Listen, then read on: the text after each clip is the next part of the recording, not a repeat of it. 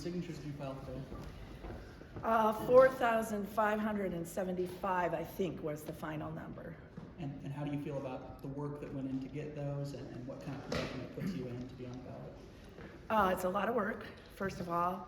I'm thankful to the county chairs and the caucuses that signed petitions and sent those out. That helped tremendously to get over the top. And then it was just those 19 counties of 100. Oy vey, you know, that was quite a bit of work. But it was also fun. I got to, I didn't go out and collect all of those, but in several situations I was the one who could go get them, and so I did. And yesterday was my last stop, and one of the ladies said, you know what? I've never had a candidate ask me to sign their petition before. I like this. And so, you know, it was fun to talk to people, and especially great when you bug them at the restaurant while they were eating their lunch and say, hey, would you sign this? Yeah, it was good. I mean, it's probably a little more overwrought than it needs to be in terms of people participating in democracy. When I ran Mazie Hirono's campaign in Hawaii, settle down, folks. 25 signatures is all you had to have to get on the ballot. So we had 10 people in that primary. It was an adventure. Do you have a cushion, like more than 19 counties where you got more than 100 signatures, or is it just 19? It's just the 19, yeah. It's just the 19. There's a whole bunch of them that came really close, but the 19 we are over. And we're over safely, and all those are deduped, so there should be no problems. So you're not an Abby Finkenauer? I am not an Abby Finkenauer, nor am I several other candidates. So, yeah, you know, that was one thing, at least I knew the drill. So through the process, you've had a chance to talk to voters, Yeah. As you mentioned. What have you learned about what's important to them this year? Oh, water. Water is just everywhere I go. From the start last summer, with the first round of conversations I was doing, people were really interested in our status on what are you going to do about clean water and how are you going to fix this. And so that's been number one. A close second have been the public schools, and then healthcare. Healthcare isn't a close second as a broad topic, but specific things underneath: cancer rates, women's OBGYN care, and nursing home care. Those are the big ones under healthcare. And so I'm just, you know, I started saying I'm applying for the job of governor, and I'm here for my job interview with all of you, and asking them what they want the next governor to do, and they were very clear what they wanted, and have consistently held to that. For those folks who doubted that you were really going to go through with this, what Fools that they were. what does today's, you know, turning in the binder with the signatures and stuff, what does that represent?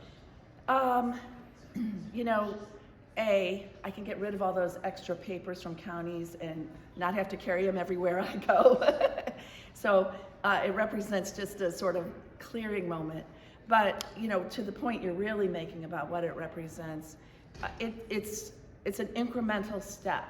Now, you know, now the real work begins of moving beyond this. And we are now, I've been to, I think it's in the low 60s now of all the counties, and talked with a lot of different people, and just really have to go out and make a stronger case now. So. If you're elected governor, do you think ballot access should be changed, 3,500 signatures? Do you think it's too difficult for candidates to run for office because of that threshold? It's not a fight I'm going to pick from the start, Kay, but you know, I'm much more inclined to deal with one with campaign finance and the program that they use for us to enter information for our reports. That needs fixing, folks, but not. I'm not sure that I would make that. I mean, there's big enough fights between water, public schools, and those healthcare fights. That's a lot to get done and a lot to move the needle on. So I just, you know, it was more of a snarky comment earlier. When you're for those who don't know me, snarky comments are common. So yes. when you're talking to voters, you know, what's the case that you make for choosing you versus Rob Sand? Because I'm going to work for them. I'm not going in to be a career politician. I'm not going in to I don't have my own agenda. I'm just finding out what they want done, and I'm going to go to work on it. And I'm demonstrating that I'm going to work on it by talking about the things I would do, like the first day on the job, or what I'm looking at longer term on how we deliver results in these areas. So I would say those are the biggest differences. How do you have a lack of resources compared to Roxanne? How do That's you, lovely understatement. yeah.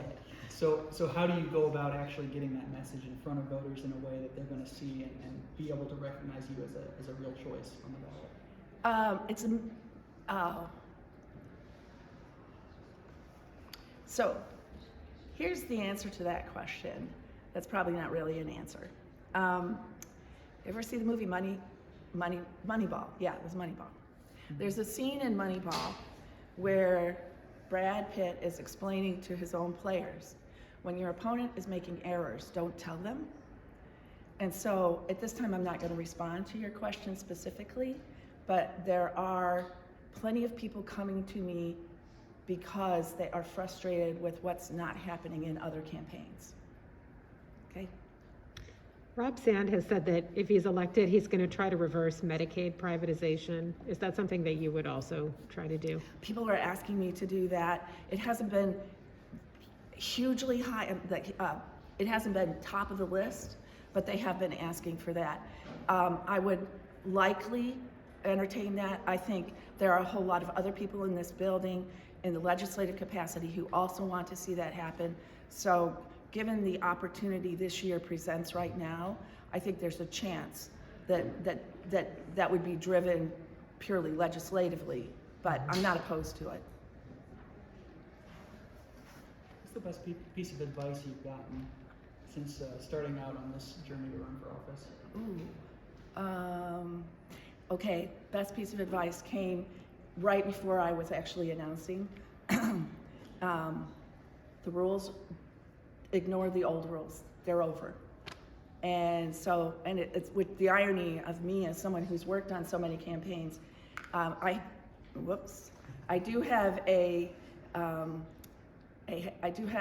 sign on my writing desk at home that says, in order to break the rules, you have to master them first.